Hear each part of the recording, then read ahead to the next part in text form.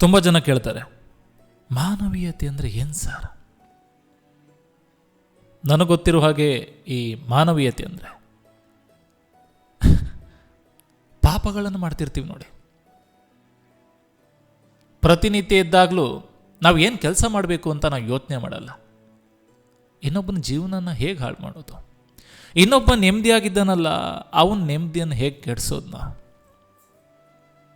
ನಾವು ನೆಮ್ಮದಿಯಾಗಿರಬೇಕು ಅಂತ ನಾವು ಯೋಚನೆ ಮಾಡಲ್ಲ. ಅವನ ಹತ್ರ ಅದಿದೆ, ಅವನ ಹತ್ರ ಇದಿದೆ, ಇವಳ ಹತ್ರ ಅದಿದೆ, ಎಷ್ಟು ಖುಷಿಯಾಗಿದ್ದಾರೆ ನೋಡು, ಅವ್ರ ಫ್ಯಾಮಿಲಿ ಎಷ್ಟು ಚೆನ್ನಾಗಿದೆ, ಇವ್ರ ಫ್ಯಾಮಿಲಿ ಎಷ್ಟು ಚೆನ್ನಾಗಿದೆ, ಅವನ ಕಾರ್ ತಗೊಂಡ, ಇವನ್ ಬೈಕ್ ತಗೊಂಡ, ಅವನು ಚೆನ್ನಾಗಿರಬಾರ್ದು ಲೈಫಲ್ಲಿ.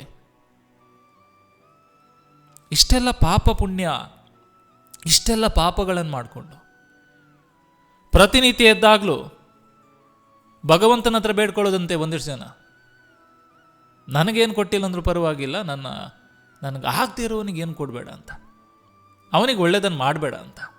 ತಪ್ಪು ಬಂಧುಗಳೇ.